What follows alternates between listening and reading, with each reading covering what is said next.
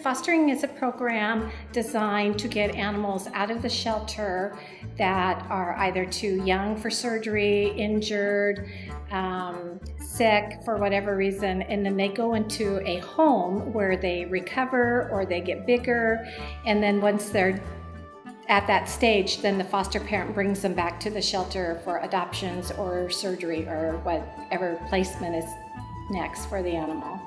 Every time a kitten is sitting there, they're exposed to getting a disease. So the sooner we can get them out of there and into the hands of a caring foster parent, that is what's best. A lot of them need help eating through the middle of the night, or some of them need physical therapy when they're injured. And the shelter staff, we just don't have time for that. So that's where the foster parents care for them. I started taking over the foster program in 2000. They had a foster program prior to me, but it was very, very small. And then we just kind of took it to a new level when I got there. No matter what, we're a no-kill shelter, and so they're put in foster homes until they're adopted. They usually put animals with medical issues in foster program for the first amount until it's more of an exam period, so they can see how much they need attention through their life. There is FIV, which means feline immunity virus, which means they're just like kittens, they have a weak immune system. And then there's FELV, which is feline leukemia. And hyperthyroid means that they just can't keep weight on, but mostly they're just put in foster care or in the cages till they're adopted.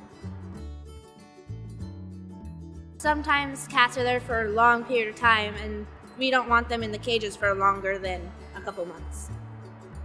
If they're there for longer than a couple months, the cats that are in the adoption building can go into foster homes to get out of the cage. Some people either adopt them out from their homes, or they can bring them back to the shelter, and that's where they're put until they're adopted.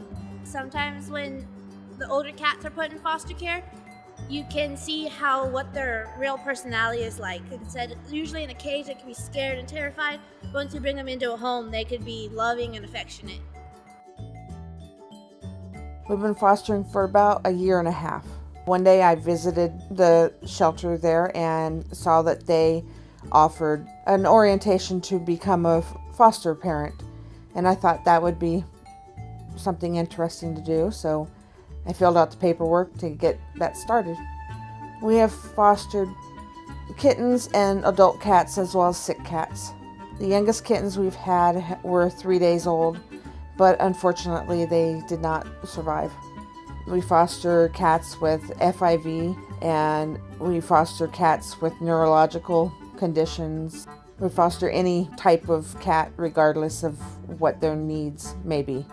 Some might need special diets, some might need medication, some need more medical vet visits than the normal. You just do what you need to do to give them a happy life. I always hated to see them in the cages at the shelter, and I thought it would be, nice to be able to bring them home and let them live in a home environment. We were fostering a little month-and-a-half-old little boy kitten. His name is Sebastian, and he's a little ball of energy.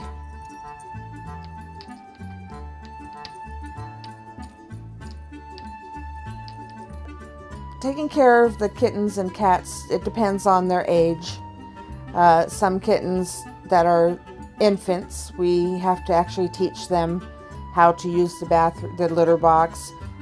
Some of them are bottle fed, and some eat on their own. Basically, you have to be their mom and give them, the love and the guidance that they need to be able to grow up. The difference between fostering kittens and older cats, the kittens are very rambunctious and have a lot of energy, and the older cats have a tendency to be more calm with occasional spurts of energy, but they are more content to lay there and just be comfortable by themselves. On our part, there's really no financial unless we want to buy them special toys. The shelter does give everything that you need to give the care for the cat. They do the vet visits. They provide the litter box, the food, the medications if they need, toys, blankets, anything that you could think of. The shelter provides for these foster animals. We have an almost 5-year-old cat named Tipper.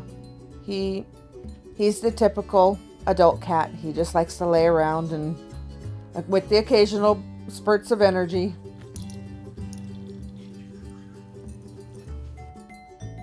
And he likes to sit on your lap and be pet. Our little foster he loves him. He follows him around. He tries to jump on his tail and tries to play with him. You know, sometimes Tipper will play with him, and other times Tipper will just go away, or he'll make him go away, like pushing him away, but they get along pretty well.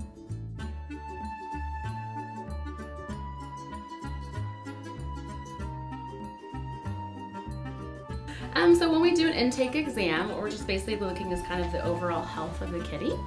And so what we start with is we always start with a weight, just to make sure that they're gaining weight and they're getting enough to eat and all that good stuff. And this little guy is definitely gaining weight. And then typically we just kind of start at the head and we look in their ears, make sure there's nothing in the ears. And these look really good. And then we look at their cute little faces to make sure their eyes and nose are clear. And then we kind of always check their teeth. And then we're kind of checking for, this guy is really young, so we're not that worried about it. But in older kitties, we worry about tartar and gingivitis and decay and missing teeth and stuff like that. So that's kind of what we're looking for and checking to see if there's any sores or anything we need to worry about. And of course, he looks great because he's so young. And then we kind of check the whole body over and make sure that there's no missing hair or anything like that we need to be concerned about. And then we have to check their rear end.